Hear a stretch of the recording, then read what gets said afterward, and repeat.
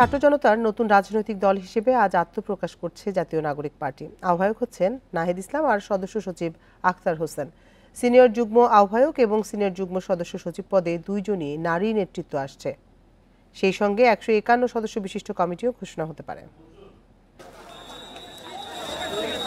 বৈষম্য বিরোধী ছাত্র আন্দোলনের ব্যানারে ছাত্র জনতার অভ্যুত্থানের মুখে পতন হয় হাসিনা সরকারের। গত 14 সেপ্টেম্বর আন্দোলনের নেতৃত্ব দেয়া ছাত্রদের উদ্যোগে আত্মপ্রকাশ করে জাতীয় নাগরিক কমিটি। এরপর নতুন রাজনৈতিক দল গঠনের প্রস্তুতি শুরু হয়।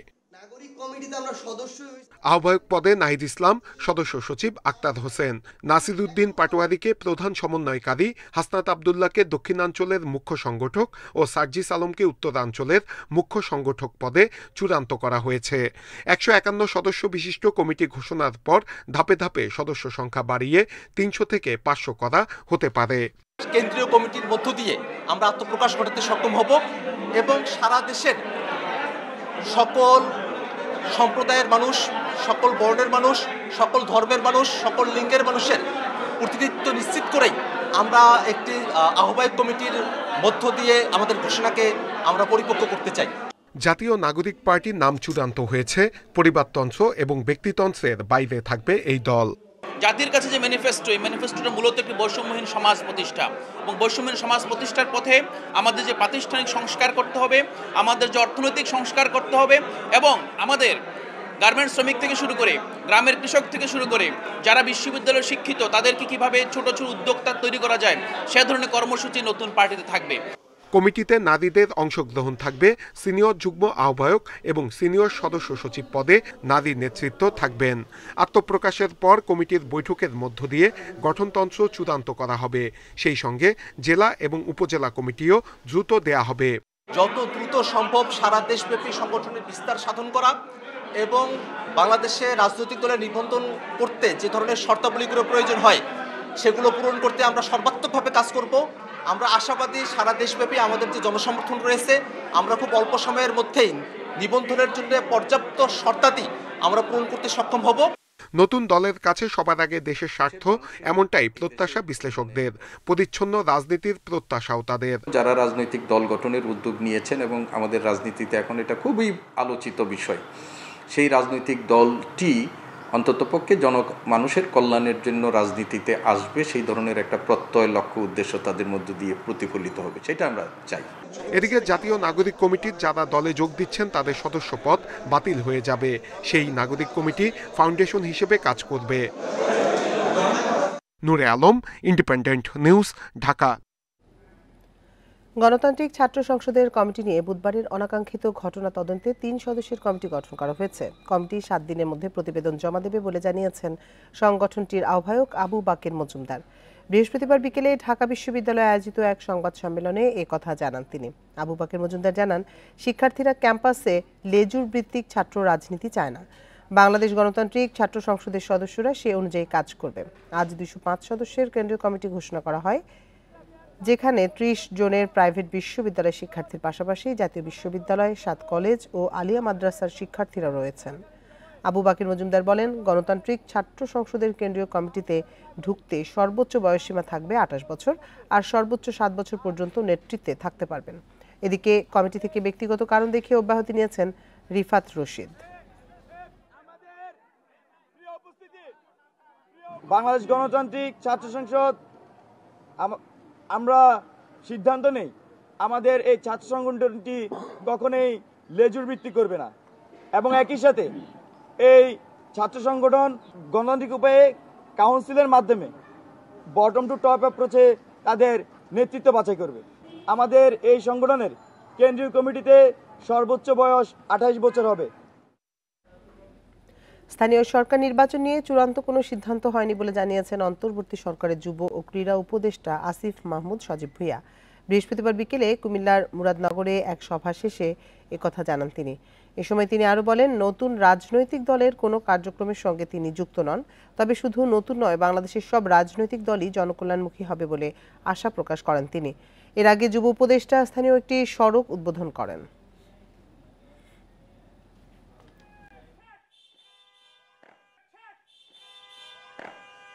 স্থানীয় সরকার নির্বাচনের বিষয়ে এখনো আলোচনা চলছে, এ বিষয়ে কোনো চূড়ান্ত সিদ্ধান্ত হয়নি। আমি দলের কোনো কার্যক্রমের সাথে যুক্ত নই, কারণ আমি এখন সরকারের দায়িত্বে আছি। এই সরকারের ডেমোক্রেটিক ট্রানজিশনের যেই গণতান্ত্রিক রূপান্তরের যেই দায়িত্বটা আমাদের রয়েছে, সেই জায়গা থেকে আমরা কোনো রাজনৈতিক দলের সাথে যুক্ত থাকতে পারবো না। দলের শৃঙ্খলা বিরোধী কাজ না করতে তৃণমূলের নেতাকর্মীদের নির্দেশ দিয়েছেন বিএনপির ভারপ্রাপ্ত চেয়ারম্যান তারেক রহমান। আগামী নির্বাচনে বিতর্কিত নেতাদের বদলে ত্যাগী নেতাদের মনোনয়নে প্রাধান্য দেওয়ার প্রতিশ্রুতি দেন তিনি। বিএনপির বর্ধিত সভায় আসা নেতাদের এসব বার্তা দেন তারেক রহমান। অন্যদিকে ঐক্যবদ্ধ হয়ে জনগণের পাশে থাকার অঙ্গীকার করেন নেতারা। 7 বছর পর বিএনপির বর্ধিত সভা জাতীয় সংসদের এলডি হলের পাশের মাঠে অনুষ্ঠিত হয় দলের এই বর্ধিত সভা। অংশ নেন তৃণমূল থেকে কেন্দ্র পর্যন্ত 6 স্তরের 3,500 নেতা। সভার দ্বিতীয় অধিবেশনে সারা দেশ থেকে আসা নেতারা কথা বলেন, বিভিন্ন সমস্যা ও পরিস্থিতির কথা তুলে ধরেন তারা। ভারপ্রাপ্ত চেয়ারম্যান তাদের ঐক্যবদ্ধ হয়ে কাজ করার পরামর্শ দেন। সবকিছু মিলে তারেক রহমান সেই মেসেজটুকু দিয়েছেন, হ্যাঁ আমরা একটা সুদৃঢ় ঐক্য এমনভাবে সৃষ্টি করব যে সুদৃঢ় ঐক্য রুখে দিতে পারে সকল ষড়যন্ত্র। জনাব তারেক রহমান স্পষ্ট করেই বলে দিয়েছেন এমন কোনো আচরণ না করা যাতে জাতীয় ঐক্যের কোনো বিনষ্ট হয়, এরকম কোনো বক্তব্য না দেয়া, নেতাকর্মীদের সুশৃঙ্খল থাকা, নেতাকর্মীদের কোনো ধরনের অনৈতিক কোনো বা বেআইনি কোনো কাজে সম্পৃক্ত না হওয়া, দলের ভেতরে কোনো ধরনের লবিং গ্রুপিং থেকে বিরত থেকে দলকে ঐক্যবদ্ধ করা। ধৈর্য ধরে পরিস্থিতি মোকাবেলা করতে পরামর্শ দেন ভারপ্রাপ্ত চেয়ারম্যান। দলের সুনাম ক্ষুণ্ণ হয় এমন কাজ না করার নির্দেশ দেন তিনি। দলের তৃণমূল থেকে সর্বোচ্চ পর্যায় পর্যন্ত কোনো নেতাকর্মী যেন অনৈতিক কোনো কর্মকাণ্ডে জড়িত না হন, যদি হন তাহলে তার বিরুদ্ধে কঠিন শাস্তিমূলক ব্যবস্থা নেওয়া হবে। তাই মানবিক বাংলাদেশ গড়ার লক্ষ্যে মানুষের সঙ্গে ভালো ব্যবহারের মাধ্যমে, কোনো ভয়ভীতি প্রদর্শন না, ভালো ব্যবহারের মাধ্যমে যাতে মানুষের মন জয় করে মানুষের কাছে পৌঁছাতে পারে। জাতীয়তাবাদী আদর্শ ধরে রাখতে দলে অনুপ্রবেশ ঠেকানোর নির্দেশও দেন তারেক রহমান।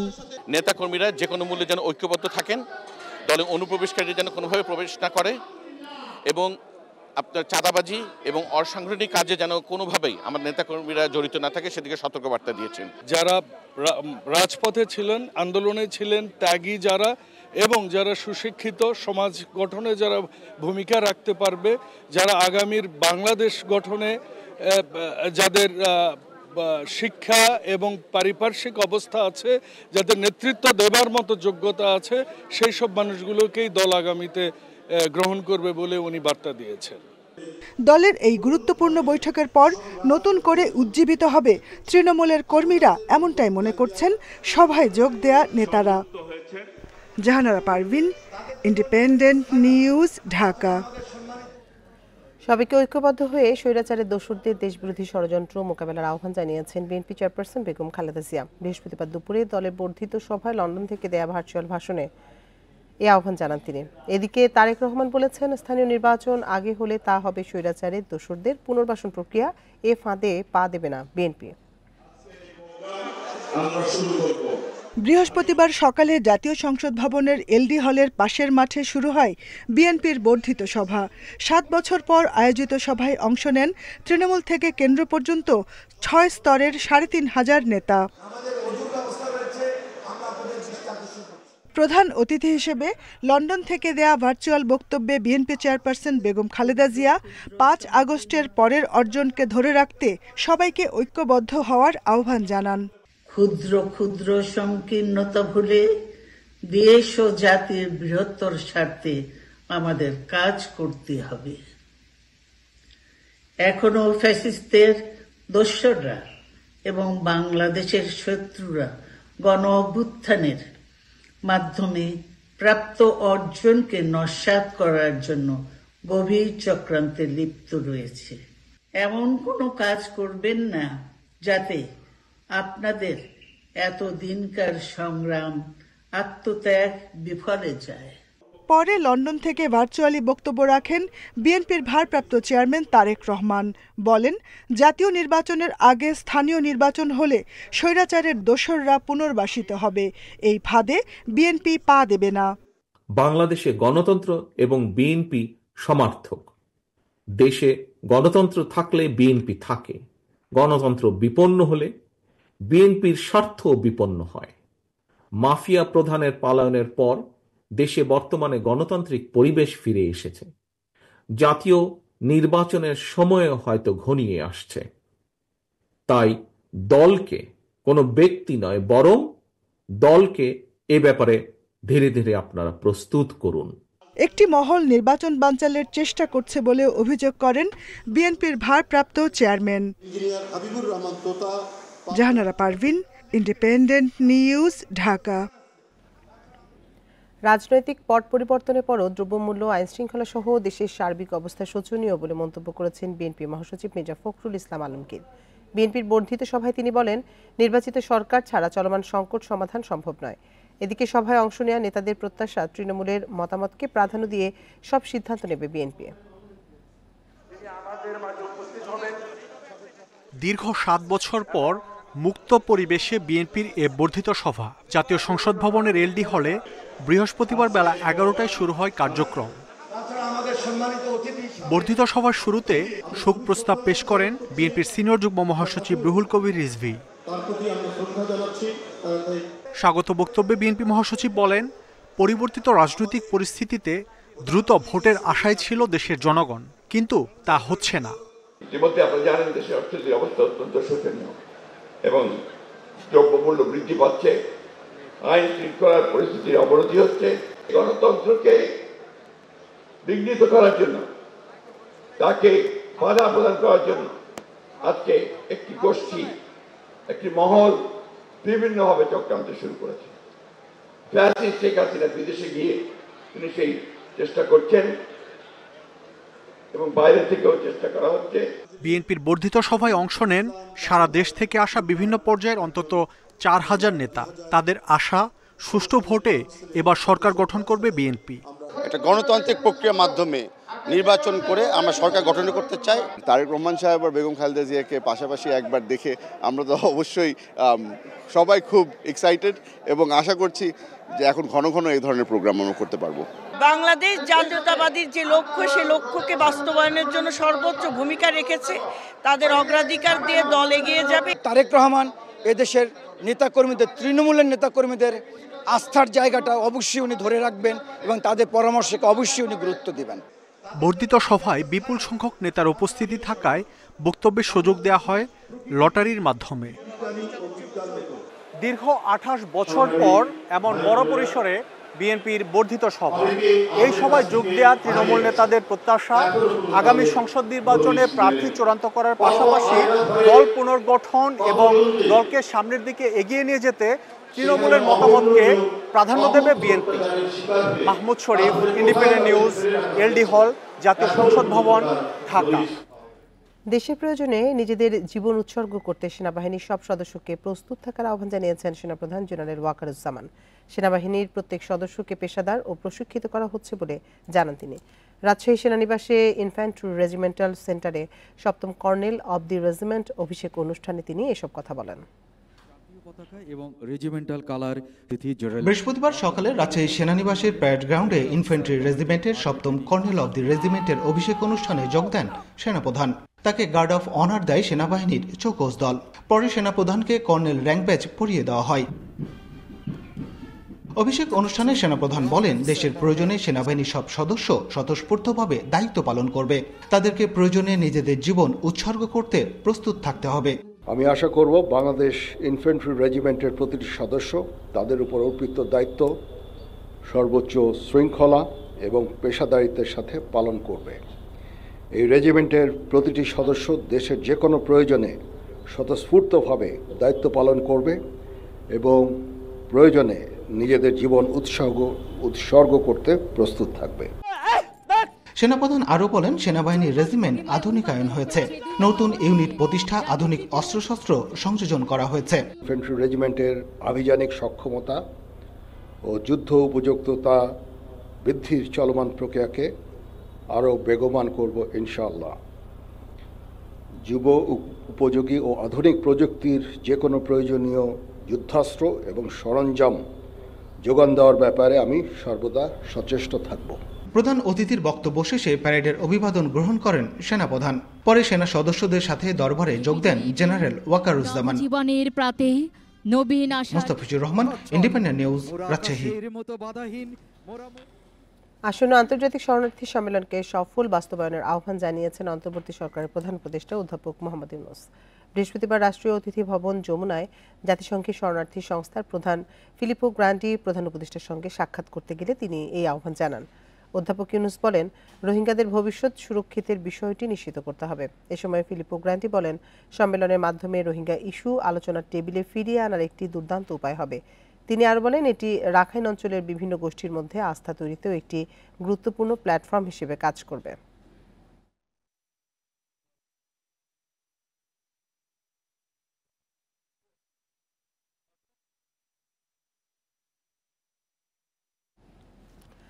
এককালীন ৩০ লাখ টাকা করে পাবে জুলাইয়ের শহীদ পরিবার, আর ৩ ক্যাটাগরিতে পাবেন আহতরা। বৃহস্পতিবার বিকেলে ফরেন সার্ভিস একাডেমিতে সংবাদ সম্মেলনে একথা বলেন প্রধান উপদেষ্টার প্রেস সচিব শফিকুল আলম।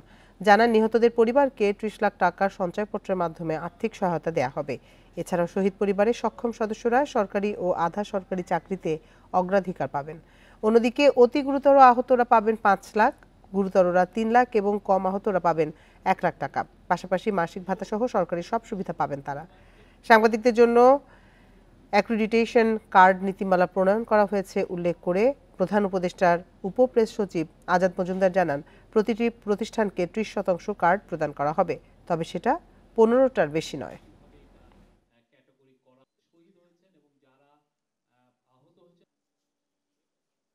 জুলাই 24-এর যোদ্ধাগণ 3টি মেডিকেল ক্যাটাগরি যথা ক্যাটাগরি এ, ক্যাটাগরি বি এবং ক্যাটাগরি সি অনুযায়ী সুবিধা পাবেন।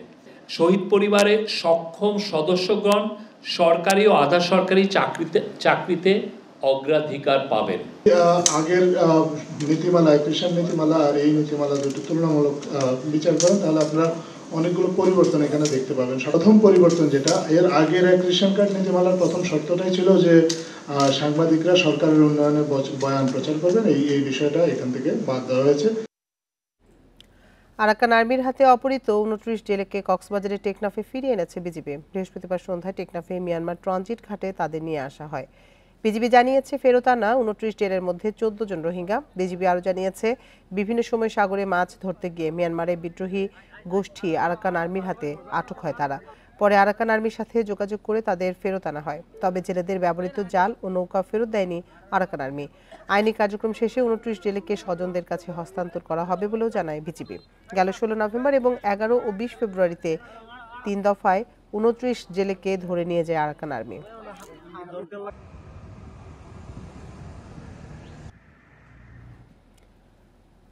সারা দেশে যৌথ বাহিনীর অপারেশন ডেভিল হান্টে বুধবার বিকেল পর্যন্ত 19 দিনে 10,570 জনকে গ্রেপ্তার করা হয়েছে। পুলিশ সদর দপ্তর থেকে তথ্য জানানো হয়েছে। এতে বলা হয়েছে, অপারেশন ডেভিল হান্টের পাশাপাশি বিভিন্ন মামলায় বুধবার পর্যন্ত 24 ঘন্টায় আরও 1000 জনকে গ্রেপ্তার করা হয়েছে। এ সময় কিছু অস্ত্র উদ্ধার করা হয়েছে। 7 ফেব্রুয়ারি রাতে গাজীপুরে আকমা মোজাম্মেল হকের বাড়িতে হামলার শিকার হন 15 থেকে 16 শিক্ষার্থী। এরপর আইনশৃঙ্খলা রক্ষাকারী বাহিনীর সমন্বয়ে অপারেশন ডেভিল হান্ট পরিচালনার সিদ্ধান্ত নেয় স্বরাষ্ট্র মন্ত্রণালয়। 8 ফেব্রুয়ারি সন্ধ্যার পর থেকে এ অভিযানে নামে যৌথ বাহিনী।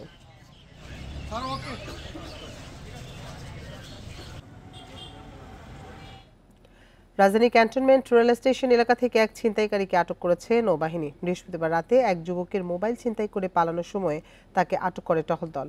ভুক্তভোগী খালিদ হাসান জানান, রাজেন্দ্রপুর থেকে ঢাকা আসছিলেন তিনি। হঠাৎ ধীর গতির ট্রেনে তার মাথায় আঘাত করে মোবাইল ফোন ছিনিয়ে নেয় ছিনতাইকারী। তাকে তাড়া করে স্থানীয়রা। পরে নৌবাহিনীর সদস্যরা ওই ছিনতাইকারীকে আটক করে। নৌবাহিনী জানায়, আটক যুবকের নাম আনোয়ার হোসেন। প্রাথমিক জিজ্ঞাসাবাদে জানিয়েছে, সে কমলাপুর রেল স্টেশন এলাকায় থাকে। আনোয়ারকে ক্যান্টনমেন্ট থানায় হস্তান্তর করা হয়েছে।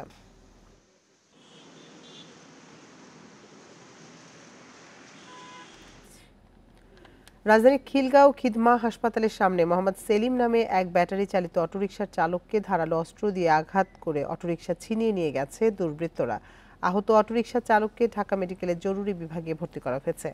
আহতের স্বজনরা জানান, বৃহস্পতিবার সন্ধ্যা 6:30টার দিকে খিদমা হাসপাতালের সামনে মাথায় ধারালো অস্ত্র দিয়ে আঘাত করে এক ছিনতাইকারী। পরে চেতনানাশক মাদক সেবন করিয়ে তার কাছে থাকা অটোরিকশা ছিনিয়ে নিয়ে পালিয়ে যায় ছিনতাইকারীরা। খবর পেয়ে স্থানীয়রা প্রথমে তাকে খিদমা হাসপাতালে নিয়ে যায়, পরে সেখান থেকে উন্নত চিকিৎসার জন্য তাকে ঢাকা মেডিকেলে স্থানান্তর করা হয়।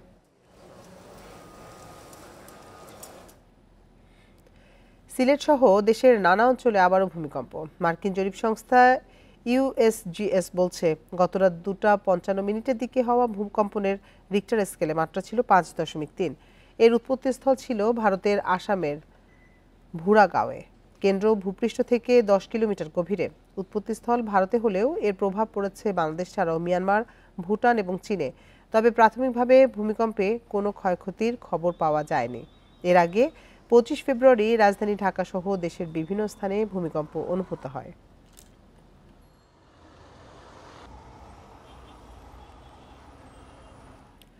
মিরপুরে প্রায় 1.5 ঘন্টা ধরে পুড়ল শেওড়াপাড়া কাঁচা বাজার। গত রাত 2:30টার দিকে লাগায় এই আগুনে নিয়ন্ত্রণে কাজ করে ফায়ার সার্ভিসের 8টি ইউনিট। এতে রোজার আগে বড় ক্ষতির মুখে পড়েছেন সেখানকার প্রায় শতাধিক দোকানি। তবে আগুনের কারণ ও ক্ষয়ক্ষতি নিয়ে তাৎক্ষণিকভাবে কিছু জানাতে পারেনি ফায়ার সার্ভিস। রাত তখন প্রায় 2:30টা। শেওড়াপাড়া মেট্রো রেল স্টেশনের পাশের কাঁচা বাজারে হঠাৎ করেই আগুন। কিছু বুঝে ওঠার আগেই ছড়িয়ে পড়ে আশপাশের দোকানে। এর প্রায় আধ ঘন্টা পর সেখানে আসে ফায়ার সার্ভিসের একটি ইউনিট। পরে একে একে যোগ দেয় আরও 7টি। তবে এরই মধ্যে পুড়েছে কাঁচা বাজারের সবকটি দোকান। কাঁচা বাজার ছিল, কাঁচা বাজারের সাথে হচ্ছে আপনার একটা বিল্ডিং আছে, ওই বিল্ডিং এর নিচতলা সব টোটাল কাঁচা বাজারটা টোটালটা আগুন ধরে পড়েছে আর কি। দোকান ভরা মুরগি ছিল ভাই, আজকে অর্ডার দিতাম সকালে, সব শেষ হয়ে গেছে ভাই। হঠাৎ করে ধুমা আতঙ্ক পুরো মার্কেট ছাই। আমার এই বাইরে আছে 3টা দোকান, আমার আরো 3 বাই 3টা দোকান, মোট আমাদের 6টা দোকান। প্রত্যক্ষদর্শীরা বলছেন, সেখানকার একটি চিড়ামুড়ির দোকান থেকে আগুনের শুরু। তবে এর কারণ ও ক্ষয়ক্ষতি নিয়ে স্পষ্ট কিছু বলতে পারেনি ফায়ার সার্ভিস। পানি দিতে দেখি যে ধুমা উঠতেছে, পাইপ ফেলে চিড়ের দোকানের ভিতরে আগুন, এর মধ্যে বাইরে সাড়া তুলে দিছি, ধাপ ধাপ করে আগুন শুরু হয়ে গেছে। কোনো মানুষ যে এটার সামনে যাইবো এটাও ক্যাপাসিটি ছিল না, মুহূর্তের ভিতরে আগুন ছড়াই গেছে। আগুনের সূত্রপাত কিভাবে হয়েছে এখনো তা জানা যায়নি, তদন্ত সাপেক্ষে তা বলা যাবে। মেইনলি সবজি এবং মাছের বাজার, এখানে আগুন ধরেছে এবং এই মাছের বাজার এবং এই সবজি বাজার এগুলি বেশি, মুদি বাজার এগুলি বেশি ক্ষয়ক্ষতি হয়েছে। এছাড়া সম্প্রতি বেশ কয়েকটি অগ্নিকাণ্ডের কারণ হিসেবে অসাবধানতা ও শুকনো মৌসুমের কথা বলছে ফায়ার সার্ভিস। রেজওয়ানুল হক, ইন্ডিপেন্ডেন্ট নিউজ, ঢাকা। সাজেকে অপরিকল্পিতভাবে স্থাপনা নির্মাণের কারণেই অগ্নিকাণ্ডে ক্ষতি হয়েছে বেশি। অল্প জায়গায় বাঁশ কাঠের তৈরি রিসোর্ট কটেজের ঘনত্ব বেশি হওয়ায় বাতাসে ভয়াবহ রূপ নেয় আগুন। এছাড়া ক্ষতিগ্রস্ত কোনো স্থাপনাতে অগ্নি নির্বাপন ব্যবস্থা ছিল না বলে জানিয়েছে ফায়ার সার্ভিস। ভবিষ্যতে এমন দুর্ঘটনা রোধে পরিকল্পিত পর্যটন কেন্দ্র গড়ার কথা জানিয়েছে সরকার। সোমবার সাজেকের ইকো ভ্যালি রিসোর্টের 3য় তলা থেকে আগুনের সূত্রপাত।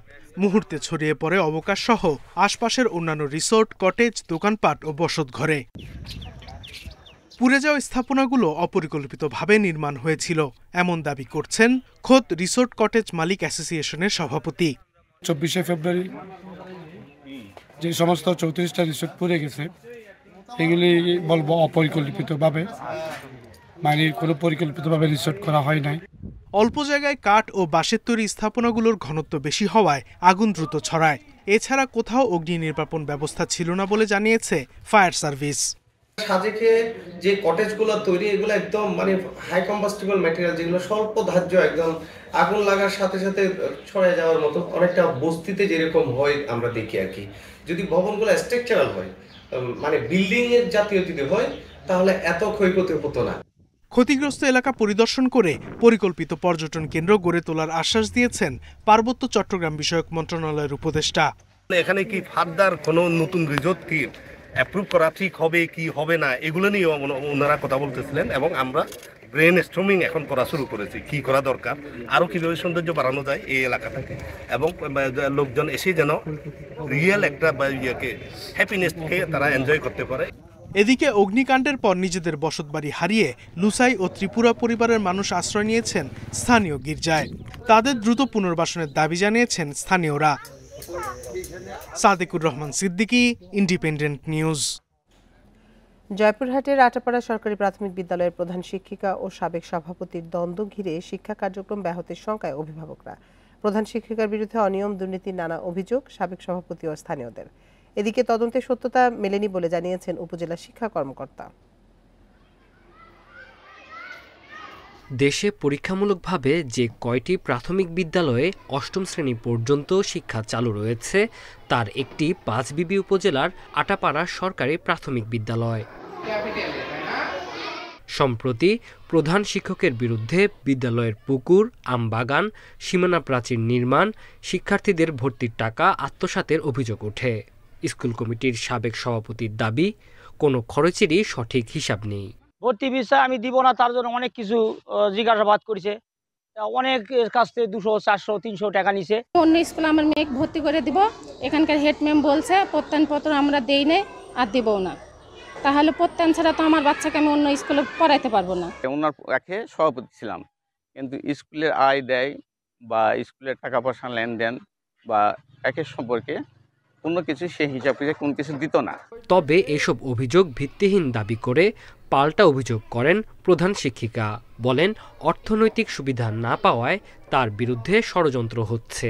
আমি স্লিপ থেকে কোনো টাকা দিতে পারবো না, কারণ এটা পরিকল্পনা করে দেওয়া হয় এবং সেই অনুযায়ী টাকা কাজ করতে হয়। এখান থেকে কোনো টাকা কাউকে দেওয়া বা টাকা করার কোনো ওয়ে নাই। তো এটাই মূল ছিল, ওনার একটা রাগ ছিল যে আমাদের দায়িত্বে যিনি ছিলেন আর কি, সভাপতি যাকে দায়িত্ব দিয়েছিলেন। এদিকে উপজেলা শিক্ষা কর্মকর্তা জানান, তদন্তে অনিয়ম, দুর্নীতির অভিযোগের সত্যতা পাওয়া যায়নি। তদন্তের সময় অধিকাংশ অভিযোগকারী উপস্থিত হয় নাই। যারা উপস্থিত হয়েছে তারা যথাযথ প্রমাণ দিতে পারে নাই এবং বিদ্যালয়ের অন্যান্য রেকর্ডপত্র, অন্যান্য বিষয়াদি যাচাই করে অভিযোগটি প্রমাণ হয়নি। 2 বছর ধরে বিদ্যালয়টিতে প্রধান শিক্ষিকা হিসেবে দায়িত্ব পালন করছেন আয়েশা সিদ্দিকা। Independent news. রমজানের চাহিদার চেয়ে 89,000 টন বেশি সয়াবিন তেল আমদানি হয়েছে, তারপরও বাজারে সহসাই মিলছে না পর্যাপ্ত ভোজ্য তেল। একে খুচরা ব্যবসায়ীদের বাড়তি মুনাফার কারসাজি বলছেন ভোক্তা অধিদপ্তরের মহাপরিচালক। বৃহস্পতিবার নিত্যপণ্যের বাজার নিয়ন্ত্রণ পরিকল্পনা নিয়ে সংবাদ সম্মেলনে এ তথ্য জানান তিনি। বেশ কিছুদিন ধরেই বাজারে বোতলজাত সয়াবিন তেলের সংকট। গত নভেম্বরে সংকট তীব্র হলে ডিসেম্বরে প্রতি লিটার 8 টাকা বাড়ানো সহ শুল্ক কর কমানো হয়, তারপরেও কাটেনি সংকট। রোজার আগে আবারও বাজারে ভোজ্য তেলের সংকট। রাজধানীর বাজারে মিলছে না পর্যাপ্ত সয়াবিন তেল। তেলের দোকানে গেলে তেল নাই, বলতেছে যে তেল নিলে সাথে চাল নেওয়া লাগবে বা ওই কোম্পানির আদার্স যে প্রোডাক্ট আছে সেটা নেওয়া লাগবে। দোকান থেকে জিজ্ঞাসা করলে সমস্যা কি, বলছে যে আমরা আগে যেখানে 50 দৈনিক যদি আমার ডিমান্ড থাকে 50 বোতল, আমি পাই 10 বোতল, আমি আপনাকে কোত্থেকে দিব বা 5 বোতল। সব কিছুর একটা নিয়ন্ত্রণ আছে, কিন্তু তেলের দামটাই বেশি আমাদের পর ভোগান্তি করতেছে। এটা কোম্পানি থেকে ভোজ্য তেল সরবরাহ করা হচ্ছে না বলে দাবি ব্যবসায়ীদের। সরবরাহ ব্যবস্থা তদারকির দাবি তাদের। তীর কোম্পানি প্রতি সপ্তাহে 1 কার্টন দেয়, রূপসাদা প্রতি সপ্তাহে 1 কার্টন দেয়, হ্যাঁ ফেরেশ কোম্পানি, পুষ্টি কোম্পানি একদিন পর 1 কার্টন দেয়। প্রত্যেকদিন তেল লাগে 8-10 কার্টন। ফার্ম অয়েল তেল দিয়ে হেডও নাই। রমজানে 3 লাখ টন চাহিদার চেয়ে বাড়তি 89 টন সয়াবিন তেল আমদানির তথ্য জানায় ভোক্তা অধিদপ্তরের মহাপরিচালক। তার দাবি, অসাধু ব্যবসায়ীরাই কারসাজি করে কৃত্রিম সংকট তৈরি করেছে। প্রত্যেক খুচরা বিক্রেতা সামনে সামান্য কিছু তেল রেখেছেন, পরবর্তীতে দেখা গেল পেছনে তারা তেলের মজুদটা রেখে দিয়েছে। এখন এটা তো আপনাদের বা আমাদের কারো কাম্য নয়। তো সেই ক্ষেত্রে আমি আবারও পাঠিয়েছি। রোজার পণ্য, খেজুর, ছোলা, ফল ও মশলা জাতীয় পণ্যের পর্যাপ্ত সরবরাহ আছে বলে জানিয়েছে জাতীয় ভোক্তা অধিকার সংরক্ষণ অধিদপ্তর। Amirul Islam, independent news, Dhaka. March April 2 মাস অভয়াশ্রমগুলোতে সব ধরনের মাছ ধরা নিষিদ্ধ করেছে সরকার। বিশেষ করে জাটকা সংরক্ষণ ও ইলিশ উৎপাদন বাড়াতে এই উদ্যোগ। এই 2 মাস প্রত্যেক জেলে পাবেন ভিজিএফ এর 80 কেজি চাল। নিষেধাজ্ঞা বাস্তবায়নে মৎস্য বিভাগ, পুলিশ ও কোস্টগার্ডের সমন্বয়ে চলবে অভিযান। শনিবার থেকে জাটকা ও মা ইলিশ রক্ষায় 2 মাসের নিষেধাজ্ঞা দিয়েছে সরকার। এরই মধ্যে জেলেরা নদী থেকে জাল গুটিয়ে ট্রলার নিয়ে ফিরছেন ঘাটে। নিষেধাজ্ঞা চলাকালে ইলিশ ধরা, বাজারজাত ও মজুত নিষিদ্ধ থাকবে। মাছ ধরা বন্ধ থাকায় তাদের জীবিকা নির্বাহে 80 কেজি করে চাল দেবে সরকার। বরাদ্দ পেতে তালিকায় আসল জেলেদের রাখার দাবি লক্ষ্মীপুরের জেলেদের। সরকার যে বরাদ্দটা করে জেলেদের উপরে, এটা আমরা কিছুই পাই না। জেলেরা পায় না, এটা পায় হলো উপরের মানুষে। মাছ আহরণ ছাড়া 2 মাস কাটানো নিয়ে দুশ্চিন্তায় চাঁদপুরের 40,000 জেলে। সরকারি সহায়তা প্রয়োজনের তুলনায় খুবই কম জানিয়ে বরাদ্দ বাড়ানোর দাবি তাদের। এই চাইলে আমাদের তো সব চাহিদা মিটে না। আমাদের সরকার যদি এর মধ্যে জেলেদেরকে আরদেরকে আর্থিক সহযোগিতা করে। আমরা 2 মাস কিভাবে চলবো? আমরা 2 মাসে সরকার চাল দেয়, আমরা চালটা ঠিক মতন পাই, এটা সরকারের কাছে অনুরোধ। মৎস্য কর্মকর্তারা বলছেন বরাদ্দের চাল দ্রুত সময়ের মধ্যে বিতরণ করা হবে। নিষেধাজ্ঞার সময় নদীতে বাড়ানো হবে টহল। জেলেদের যে ভিজিএফ কর্মসূচি সেটা ইতিমধ্যে চলে এসেছে এবং ইউনিয়ন পরিষদের অনুকূলে আমরা বরাদ্দ দিয়ে দিয়েছি। যা খুব দ্রুতই বিতরণ শুরু হচ্ছে।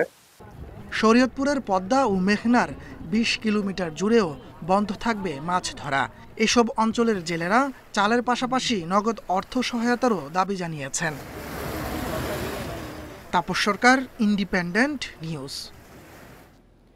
রাজনৈতিক অস্থিরতা সহ শ্রমিকদের আন্দোলনের প্রভাব পড়েছে চামড়া খাতে। 2024-25 অর্থবছরের প্রথম 6 মাসে আগের অর্থবছরের তুলনায় চামড়া রপ্তানি কমেছে 11.65%। এছাড়া লেদার ওয়ার্কিং গ্রুপের সনদ না থাকায় আন্তর্জাতিক বাজারে প্রতিযোগিতায়ও বাংলাদেশ পিছিয়ে পড়েছে বলে মনে করছেন ব্যবসায়ীরা। 2023-24 অর্থবছরে চামড়া রপ্তানিতে সালমা ট্যানারির আয় প্রায় 40 কোটি টাকা। তবে চলতি অর্থবছরে তা কমে অর্ধেকে নেমেছে।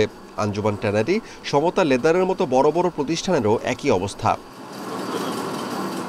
ব্যবসায়ীরা বলছেন রাজনৈতিক অস্থিরতা এবং শ্রমিক বিক্ষোভের প্রভাব পড়েছে এই খাতে। এছাড়া লেদার ওয়ার্কিং গ্রুপের সনদ না থাকায় আন্তর্জাতিক বাজারে প্রতিযোগিতায় অংশ নিতে পারছে না ট্যানারিগুলো। জুলাইয়ের পরে অনেকগুলো ইন্ডাস্ট্রি প্রোডাকশন বন্ধ ছিল। তারপরে যখন প্রোডাকশনটা কিছুটা স্বাভাবিকের দিকে যাচ্ছিল, আমাদের যে ফরেন কাস্টমার তারা কিন্তু ওই ক্রয় আদেশগুলো ওরা কিছুটা স্লো করে দেওয়ার ফলে আজকে এই অবস্থা। সিটিপি বা ওয়েস্ট ম্যানেজমেন্টের যে সমস্যাটুকু আছে, সমস্যাটুকু সমাধান হলে কিন্তু আমরা যে এই ট্যানারি সাইডে আমাদের কিন্তু অনেকটাই প্রস্তুত। আমরা রপ্তানি উন্নয়ন ব্যুরোর হিসাব বলছে চলতি অর্থবছরের প্রথম 6 মাস জুলাই থেকে ডিসেম্বরে চামড়া রপ্তানি 11.65% কমে $62.48 মিলিয়ন দাঁড়িয়েছে, যা আগের অর্থবছরের একই সময় ছিল $70.72 মিলিয়ন। পরিবেশের মানদণ্ড রেখে সার্টিফাইড লেদার ইন্ডাস্ট্রিজের পরিমাণ খুবই কম, খুবই নগণ্য একেবারে। এসডিজি যে ক্রাইটেরিয়াগুলো আছে সেগুলো পরিপূর্ণ করতে আমাদের যেহেতু সরকার দায়িত্ব নিয়েছে, আমি বলবো সরকার কোনো জায়গায় বেশ ব্যর্থ।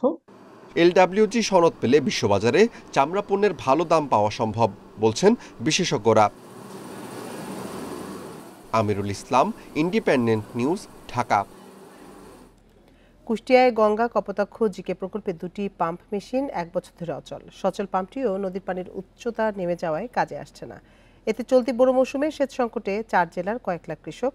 তারা বলছেন উৎপাদন খরচ বাড়ার পাশাপাশি হুমকির মুখে পরিবেশ। কবে পাম্প চালু হবে তার নিশ্চয়তা দিতে পারছেন না কৃষি বিভাগও।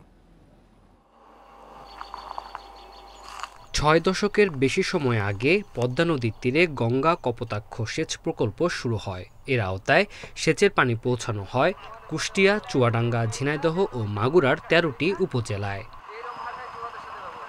কিন্তু 3টি পাম্পের মধ্যে 2টি 1 বছর ধরে বিকল। এতে ৭৬,০০০ হেক্টর জমিতে বন্ধ সেচ সুবিধা। অবশিষ্ট সচল পাম্প দিয়ে কুষ্টিয়া ও চুয়াডাঙ্গার ৪০,০০০ হেক্টর জমিতে পানি পাচ্ছিলেন কৃষক। তবে নদীর পানির উচ্চতা নেমে যাওয়ায় বর্তমানে সেটিও কাজ করছে না। পানির অপর নাম জীবন। পানি না পেলে আপনার মনে করেন যে ফসলাদি, গাছপালা, পশু পাখি, হাঁস চাষ, মাছ চাষ, যাই বলে কোনো কিছুই আপনাকে করতে পারবেন না জিগের পানির ছাড়া। এই জিগের পানির উপর রিলেটেড এই 4টে জেলা। বিঘা প্রতি 280 টাকায় সারা বছর সেচ সুবিধা মিললেও চলতি বোরো মৌসুমে বিপাকে কৃষক। সংকট কবে কাটবে জানা নেই কৃষি বিভাগেরও। পানি একটা বিঘে বই এখন পাল করতে কিছু নিম্ন 10 লিটার তেল লাগছে, আর পানি হলে তো ওই 10 লিটারে 1100-1200 টাকা বাঁচি গেল। সরকারি পানি পালে আমাদের খরচ কম হয়, আর যদি আমরা তেল খরচ করি, পানি দিয়ে মেশিন দিয়ে তুলি ওই আবাদ করি, তাহলে তো খরচ বেশি হয়। আমরা আশা করছি যে এবার পাবো, কিন্তু এটা আসলে পাবো কি পাবো না সেই বিষয়টা আসলে জিকে কর্তৃপক্ষই বলতে পারবে। আমাদের কাছে এখন পর্যন্ত এই ধরনের কোনো তথ্য নেই যে আমরা পানি পাবো কি পাবো না। পানি উন্নয়ন বোর্ড বলছে নদীর পানির উচ্চতা বাড়লেও একটি পাম্প দিয়ে 2 জেলায় সেচ সরবরাহ সম্ভব হবে। পানি যদি আর বেশি না রিমার্কেবল না কমে, তাহলে হয়তো বা আমরা মার্চ জানুয়ারি থেকে হয়তো আমরা ইরিগেশন শুরু করতে পারবো। ঊর্ধ্বতন কর্তৃপক্ষ মহোদয়দেরকে দৃষ্টি আকর্ষণ করেছি যে আমাদের একই সমস্যা হলো পাম্পটা আপনারা সচল করে দেন, আমরা কৃষকদের মাঝে ভরপুর পানি দিই এবং আমরা সেচ সার্ভিসও সুন্দরভাবে উত্তোলন করি। প্রকল্পের আওতায় 4 জেলায় 1,16,000 হেক্টর জমিতে সেচ সুবিধা পৌঁছানোর কথা। Independent news. অমর একুশে বইমেলায় 27 দিনে নতুন বই এসেছে প্রায় 3000। বেশিরভাগই কবিতার বই, এসেছে উপন্যাস, ইতিহাস, প্রবন্ধ ও শিশু সাহিত্য। প্রকাশকরা বলছেন এবার মেলায় গতবারের চেয়ে 40% কম বিক্রি হয়েছে। শুক্রবার শেষ দিনে মেলা চলবে সকাল 11টা থেকে রাত 8টা পর্যন্ত। শুক্রবার পর্দা নামতে চলেছে অমর একুশে বইমেলার। শেষ সময়ে বাংলা একাডেমি ও সোহরাওয়ার্দী উদ্যানে বেড়েছে পাঠক ও দর্শনার্থীর ভিড়। বইপ্রেমীরা তালিকা ধরে স্টলে স্টলে ঘুরে পছন্দের বই কিনছেন। সবার বই মোটামুটি পড়া, আবার অনেকে এটা পড়ে নেয়, কিন্তু বইমেলাতে এসে অনেক নতুন নতুন লেখকের বই পাইতেছি। আজকে ছুটি নিয়ে শুধু এসেছি বইমেলাতে আসার জন্য। কি বই কিনলেন? আমি কিনেছি বাচ্চাদের জন্য যা পছন্দ, এবং আমার মিসেসের জন্য একটা বই কিনেছি হুমায়ুন আহমেদের, আর আমার জন্য কিনেছি শওকত ওসমানের একটা বই। হুমায়ুন আহমেদকে নিয়ে স্মৃতি কথা লিখেছেন জনপ্রিয় অভিনেতা ডাক্তার এজাজ। জানান এখনও কতটা প্রাসঙ্গিক হুমায়ুন আহমেদ। অবাক লাগে যে এখনও পাঠকরা আসছেন, হুমায়ুন স্যারের বই খুঁজছেন, হুমায়ুন স্যারের বই কিনছেন। কত বছর হয়ে গেল, তারপরেও হুমায়ুন স্যার, এটা অনেক আনন্দ লাগে, তৃপ্তি লাগে, আবার দুঃখ লাগে অনেক যে স্যারের আরও অনেক বছর বেঁচে থাকা দরকার ছিল। শেষ সময় বেশ কিছু গবেষণা, প্রবন্ধ, কবিতা, উপন্যাস ও থ্রিলারের বই এসেছে। প্রকাশকরা জানান গত বছরের তুলনায় এবার বই বিক্রি কমেছে প্রায় 40%।